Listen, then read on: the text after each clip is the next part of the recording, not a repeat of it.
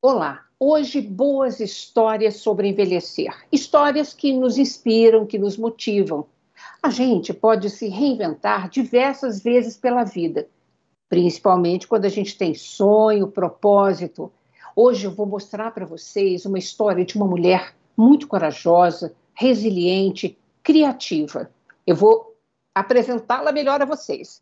Eu estou falando de Etel Kublikovski. Ela é formada em fonoaudiologia, ela é uma empreendedora de mão cheia, fundadora da Tecartes Laços e Soluções, e ela tem uma história rica, gente, de coragem e muita persistência, mas eu vou deixar a própria Etel nos contar essa história. Bem-vinda, Etel. Oi, tudo bem com você? Espero realmente poder inspirar alguém a fazer alguma coisa. É até meu propósito de vida. Ai, que bom, Etel. Vamos começar contando para gente que idade você tem, se você já casou, se tem filhos, um pouquinho da sua história pessoal, por favor. Então, tudo isso. Eu tenho 69 anos, escorpiana, casei, separei, fiquei viúva, tenho dois filhos, um eu perdi entre um e outro, e tenho 6 netos. Uau, que coisa linda! 6 netos? Seis. Quatro da minha filha, sendo uma enteada, ela tem três, mais a enteada, que é Manu, é minha neta querida também, todas Uhum. elas, tanto ela quanto a Bel, meninas, né, tocam a gente. E tem dois meninos, o Lior e o Gade, e a Tali, que tem 1 ano, que é a fofa. Ah, que delícia! Etel, seus pais vieram da Europa, chegaram no Brasil fugidos de lá da guerra? Isso, meus pais vieram fugidos da guerra. Eles iam até para um outro país, porque meu pai já tinha um irmão lá, mas como minha mãe estava grávida, ela não podia embarcar para os Estados Unidos. E eles estavam na Itália e vieram para o Brasil. Minha mãe, sim, minha mãe e meu pai fugiram do gueto e enfim, de uma guerra do Holocausto, né? Uhum. Perderam a família, quase que toda, uma família grande, perderam e vieram para o Brasil. Meu pai tinha paixão pelo Brasil, até por ter sido recebido, e aqui ele conseguiu crescer e criou os dois filhos para que tivessem tudo que fosse necessário, e tinha amigos aqui que os ajudaram muito. Que bacana. Você me contou que desde criança, lá pelos seus 10, 11 aninhos de idade, você já sabia o que queria estudar. É isso mesmo? É isso. Eu assistia uma peça de teatro e saí da peça dizendo assim: eu quero fazer isso. Era o diário, não era o Diário de Anne Frank, era uma peça que tinha uma pessoa que cuidava de uma menina que era bem rebelde e tinha uma série de deficiências. E uma delas era a comunicação, a fala, né? E daí saí encantada. Falei, aí fui pesquisar como que era, como que chamava essa profissão, e aí descobri que era fonoaudiologia. Eu fiz fonoaudiologia na PUC, e me formei em 75. E, além de tudo, eu acho que até pela minha infância, que eu sempre participei de movimentos juvenis e tal, eu tinha uma parte que me puxava um pouco ali para o social. Então, eu Uhum. fui fazer, eu desde estagiária, já na faculdade, fui trabalhar na USEC, num centro comunitário de saúde mental, como estagiária, eu entrei como estagiária, e lá, depois que eu me formei, eu criei o departamento, porque não existia, e a gente tinha até a nossa supervisão era com o psiquiatra lá dentro, para tratar das coisas de dentro, e ele tinha uma amiga fonoaudióloga que dava orientação e mentoria para a gente. Que bacana. Então, você exerceu a profissão de Por fono 11 anos, por 11 anos. há bastante tempo. E por que que você Ai, teve é, que deixar a profissão? então, isso vai pela história, né? Porque assim, eu casei, e daí, quando eu separei, eu falei, bom, crianças por minha conta. Embora tivesse ajuda e tal, mas falei, tem que ser comigo, eu tenho que prover tudo que eu acho que tem que prover. Faculdade, um bom estudo, roupas, enfim, o que eles precisassem, tanto culturalmente, como física, como emocionalmente. E daí falei assim, fonoaudiologia social, naquela época, não vai dar para ter tudo isso. Eu tentei fazer, eu comecei, não tentei, fui lá e fiz. Eu comecei tendo uma clínica fora e também tentando fazer outras coisas. Porque eu sempre tive habilidades manuais e minha mãe também sempre vendia coisas, embora ela ajudava meu pai numa loja que ele tinha, mas ela sempre fazia outras coisas, né? Eu falei, bom, vamos lá. Aí eu vendi Tupperware, vendi Avon, fiz um monte de coisas ali e foi indo, né? Foi para tentar sustentar. E daí eu vi que não dava para ter clínica, porque, assim, em humanas, você precisa ter uma assessoria, você precisa ter uma professora, um mentor e tal. Tudo isso é dinheiro. Então eu falei assim, bom, chegou uma hora que eu falei assim, não vai dar. Não vai dar. Eu gosto muito, mas é comunicação, vou trabalhar em qualquer área. Enfim. E daí fui para vendas, vendi bijuteria, vendi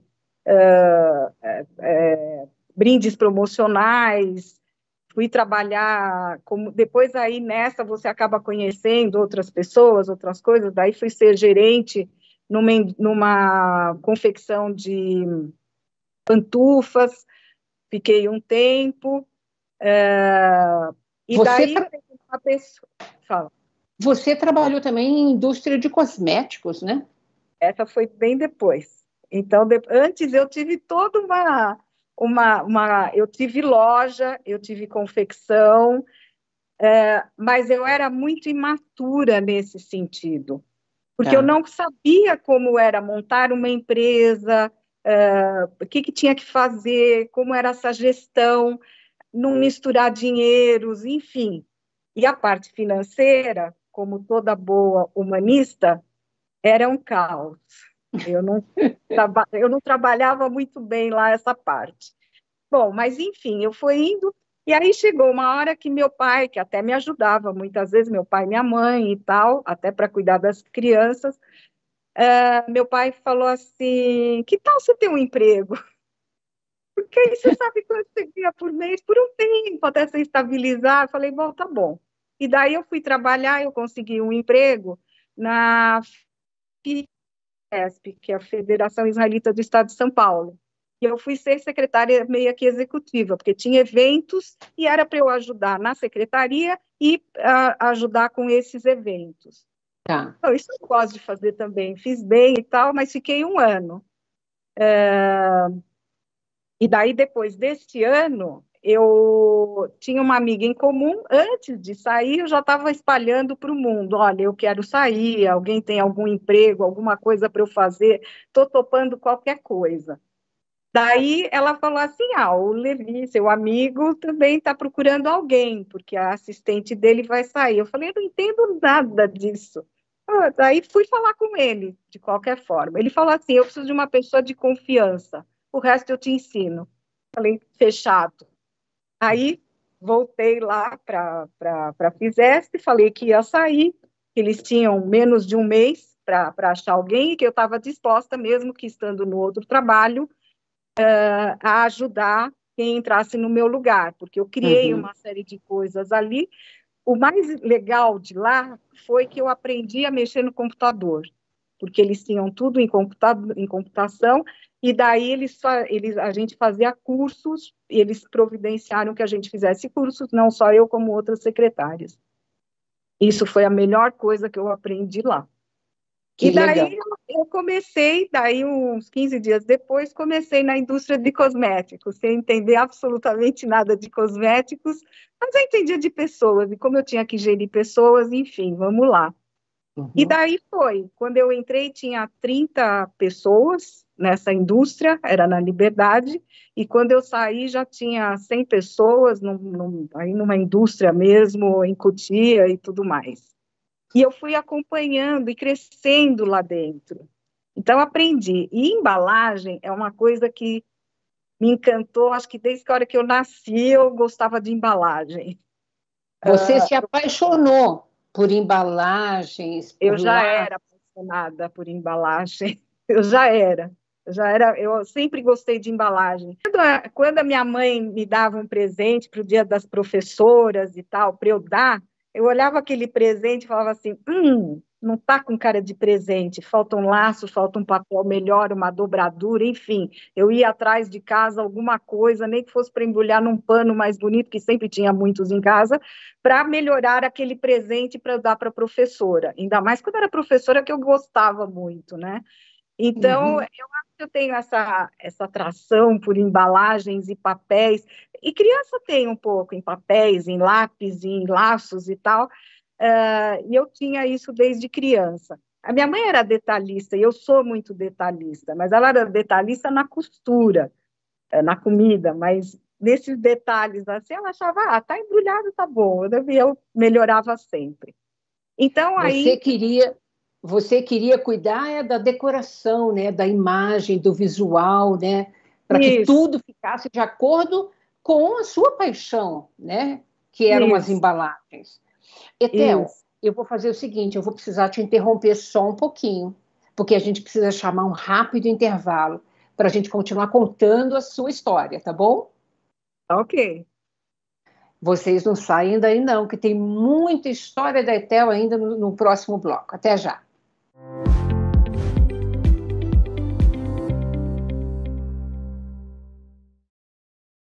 Caso você queira enviar perguntas ou sugestões, é só apontar o seu celular no QR Code que está aparecendo aí na sua tela.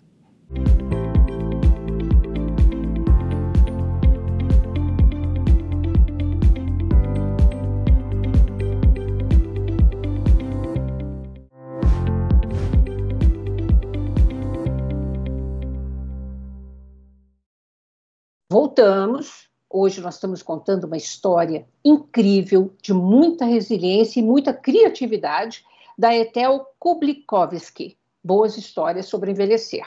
Então, continuando, Etel, aí, depois dessa paixão pelas embalagens, você acabou criando sua própria empresa, a Tecartes. Como é que foi esse processo? Precisou de muita coragem. Sim e não. Eu digo que os laços me escolheram. Porque foi assim. Eu trabalhei na indústria de cosméticos por quase 20 anos. Num determinado momento, uma cliente chegou para o meu chefe e falou assim: bom, tá bom, eu vou fazer, porque era uma empresa terceirista, então que fazia cosméticos para as outras, para a confecção ou para quem quisesse fazer, e ela queria um acabamento artesanal, ela queria um laço. Daí meu chefe falou na reunião, bom, enfim, isso aqui é uma indústria de cosméticos, e eu falei, chefe, eu e a Tati fazemos, Tati é minha filha. A Tati está doida para ela está precisando de grana e ela faz. E daí, fora do expediente, eu ajudava ela e a gente começou a fazer para essa cliente, dentro da indústria. Então, eu comecei a ter cartas, por isso que eu digo, o laço me escolheu. Eu só vi quando ele me escolheu. Eu Ai, dei que bola lindo. para ele, né? É isso que acontece um pouco durante a vida. A gente precisa ver o que está aparecendo e se não vem de encontro aquilo que a gente gosta, que a gente quer, e se a gente pode daí fazer alguma coisa com isso. Eu acho que foi isso que eu fiz. Então, a gente começou dentro da indústria pequenininha. Ela, não era todo mês que ela pedia, era de vez em quando. E minha filha diz, bom, minha viagem se pagou. Estou podendo ir viajar, que ela queria muito, ir para Israel, e daí foi. E aí nós começamos lá dentro. E teve mais alguns clientes que queriam, mas muito pouco. Mas eu fiquei com aquilo na cabeça, de que, puxa, seria uma coisa que seria legal, eu gostei da brincadeira, digamos assim. E daí comecei a divulgar para os representantes que eu fazia aquilo, que era possível fazer, e foi crescendo, encurtando um pouco a história, foi crescendo. Eu tive clientes que eram de fora, eu também revendia embalagens também, eu fazia consultoria também fora da empresa, porque como eu já tinha expertise, alguns clientes daí também me contrataram para isso, e eu ia divulgando que eu também fazia esse acessórios de decoração, que é como a gente chama. Etel, Banalmente, ah, Etel, oi. depois de toda essa história que você acabou saindo da empresa, acabou montando o seu próprio negócio, teve muitas idas e vindas até o negócio realmente se firmar, né? E eu queria que você contasse a importância hoje desse trabalho conjunto, intergeracional, vamos chamar assim, né? Porque é você e tem como sócia a sua filha. Isso. Então, teve aí umas historinhas, tal, que em outra hora eu sei que a gente tem que dar uma resumida, mas a Tatiana começou comigo.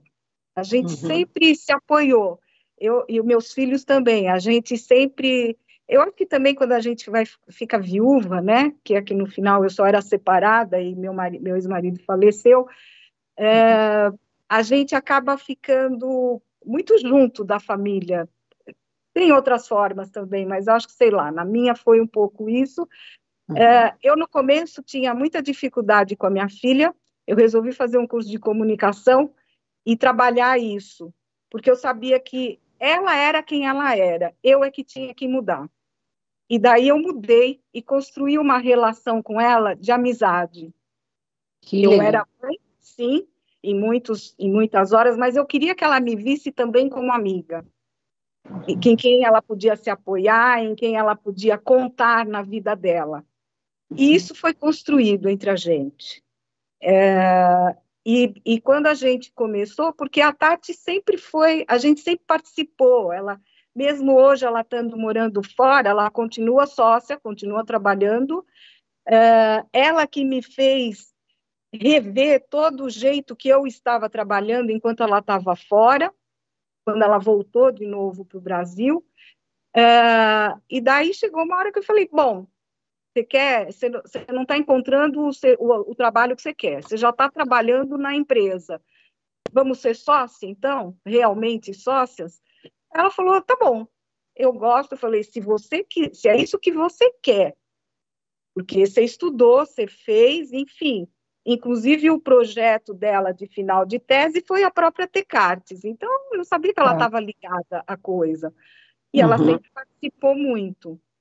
Então, ela fazia principalmente a parte de desenvolvimento e financeiro, e eu fazia captação de clientes. E o que foi importante quando a gente resolveu assumir que a gente era sócia? Como é que ia se dar essa relação? Então, Tá. já não era mais mãe e filha, eram duas sócias. E como é que a gente ia se respeitar nessa relação?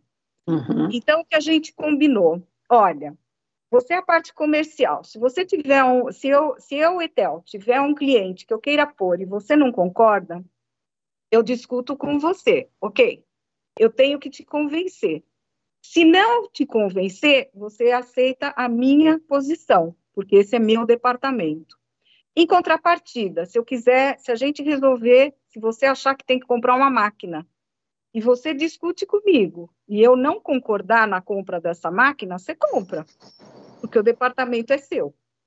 Você sabe que essa é uma dica preciosa. São muitos negócios familiares que existem por esse Brasil afora, né? Especialmente para as pessoas acima de 50, 60, 70 anos e mais, que acabam empreendendo depois de uma certa idade e a família acaba trabalhando junto. Então é muito bacana a maneira como você está expondo para a gente que foi esse aprendizado conjunto entre vocês duas, né?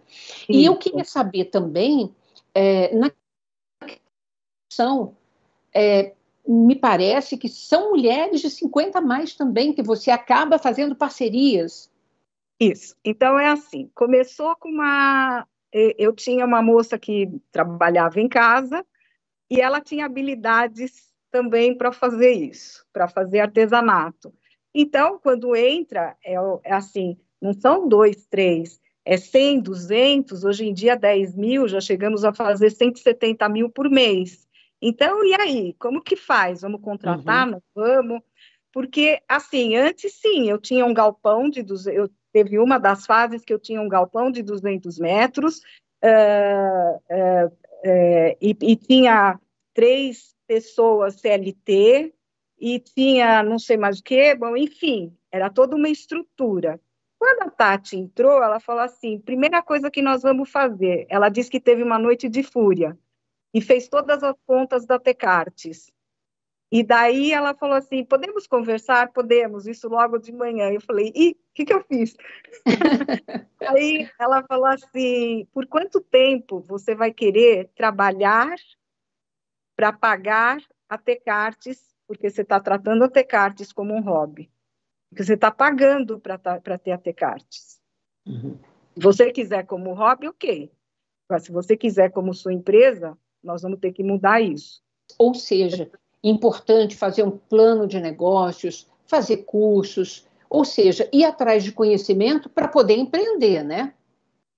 Sim, eu tinha feito de qualquer forma, mas você precisa de vez em quando dar uma parada e ter alguém de fora que veja algumas coisas. E eu estava trabalhando meio período num, meio período no outro, trabalhando feito doida. Tá. O fato de ter as meninas lá ajudando, a gente chama carinhosamente de meninas, tá? Que nessa hora já eram algumas já, eu tinha uma gerente que também estava para coordenar as coisas, mas que não estava de fora para ver isso. Tá. Nem fazendo toda a parte de finanças e tudo mais. Precisa, e eu sabia que precisava, eu sempre fui, desde que eu resolvi dar o nome 2007 oficialmente de empreendedora, eu sempre participei do Sebrae, pegando mentoria, fazendo cursos, da Fisesp, que fazia cursos, da Rede Mulheres de Empreendedoras, Itaú Mulheres Empreendedoras, eu assisti um monte de coisa. Também fiz, a partir de 2012, eu meio que estudei a parte da internet, como é que a gente trabalhava com isso. Na indústria também eu tive que aprender muita coisa em termos de internet, porque tudo era pelo computador. Uhum. Então, sim, mas teve que alguém de fora realmente que eu escutasse e que me falasse isso. Então eu falei, bom, então vamos achar uma solução. Eu vou fechar a empresa e também, claro, não é para ser. Você sabe qual é o nosso caminho. O nosso caminho é que a gente fique que eu fique só com a Tecartes. Depois disso foi que ela entrou. Então, o que a gente decidiu fazer? Você vai devolver esse galpão, que os teus custos fixos estão altos, ponto. Então, nós vamos quase zerar. Foi o que a gente fez. Vai voltar para ter a Tecartes na sua casa. Então, nós vamos morar mais perto das meninas que já trabalham com a gente. Elas vão ser MEI, o que na época também facilitou, porque foi quando tinha essa lei do MEI muito mais fácil de abrir e de ser e tal, e que você não precisava pagar tanto. A gente paga o INSS, também é uma forma delas terem a aposentadoria delas. Elas trabalham na casa delas, a gente dá toda a estrutura, são mulheres, na maioria mulheres acima de 50 anos, elas trabalham na casa delas, a gente dá treinamento, material, ouvido, está sempre pronta para o que elas precisarem. Às vezes a gente faz mentorias, às vezes eu já teve uma vez que a gente contratou uma fisioterapeuta para convencer que elas não podiam trabalhar tudo direto na madrugada inteira, que elas tinham que levantar de hora em hora, tinham que tomar água, deixa um copo d'água perto. A gente se preocupa com elas como pessoas. Etel, muito bacana essa experiência, mas assim, eu queria, infelizmente, nosso tempo está acabando. Então, eu queria ainda que você me dissesse o seguinte, idadismo, né, que é o preconceito em relação à idade, especialmente aqui no nosso caso, contra as pessoas mais velhas. Eu quero saber, você já sentiu o idadismo, o preconceito na pele em função da idade? Como empresária, eu senti que era mais o produto que eu trabalhava, que as pessoas não acreditavam que alguém poderia se sustentar com aquilo. E sustenta 2 famílias, a minha e a da minha filha. Tá. E a outra, mas eu senti dadismo, por incrível que pareça, no ano passado, quando eu fui comprar um apartamento. Eu resolvi comprar um apartamento e fui pedir, eu tinha uma parte, metade, e fui pedir a outra metade. Uhum. Gente, eu saí revoltada de uma Caixa Econômica, que eles me propuseram menos da metade do que eu pedi, e a moça falava assim, mas eu não posso fazer nada, é por causa da sua idade. Mas espera aí, para pagar o imposto de renda eu tenho dinheiro, eu tenho bem, eu tenho investimento, eu trabalho, não parei de trabalhar. Por que eu não posso ter como qualquer outra pessoa? Ela falou, por causa simplesmente da sua idade, não adianta. Eu precisei pôr o nome da minha filha para conseguir comprar o meu apartamento, e eu que batalho, é do meu dinheiro e tudo mais, entendeu?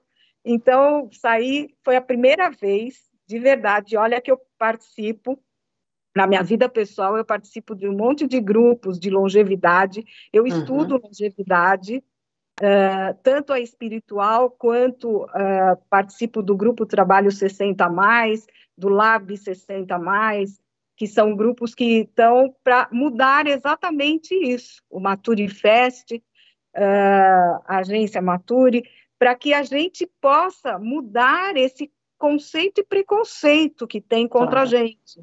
Estamos trabalhando, contribuindo ainda para a nação, de várias formas. Eu emprego pessoas. Se não emprego direto, eu emprego indiretamente. Trabalho intergeracionalidade. Então, também tem outras famílias e outras pessoas que estão sendo beneficiadas pelo trabalho que eu faço e que estou propondo. A gente tem um trabalho social também pela Tecartes, que trabalha com escolas, já trabalhamos com voluntárias do GRAAC, ensinando os laços para que elas possam fazer ou aprender um outro ofício, ou ajudar na renda. Então, caramba, como é que chegam para mim e falam assim que eu não posso ter um empréstimo porque vai até 85 anos? Concordo com você, todo o meu apoio, meu carinho, solidariedade, tanto minha quanto do programa, viu, do Mais 50, que abre exatamente o espaço para que a gente possa ajudar a construir um novo olhar sobre o envelhecer, né? Eu quero te agradecer por demais, por você ter compartilhado com a gente a sua história, com tanta sinceridade, com tanta honestidade, viu? Muitíssimo obrigada e vida longa a Tecartes e a vocês. Obrigada.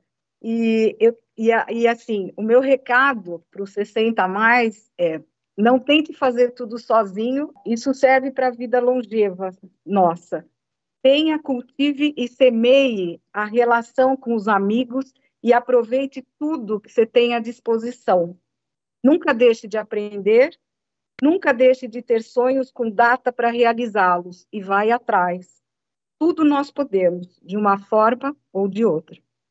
Lindo! Muito obrigada, viu? Adorei a nossa conversa. Sim. Obrigada a vocês também que nos acompanham aqui. Se você quiser rever este ou qualquer outro dos nossos programas, nos acompanhe no YouTube e nas redes sociais. Beijo grande, Rede Câmara, sua conexão com a política da cidade. Até a próxima.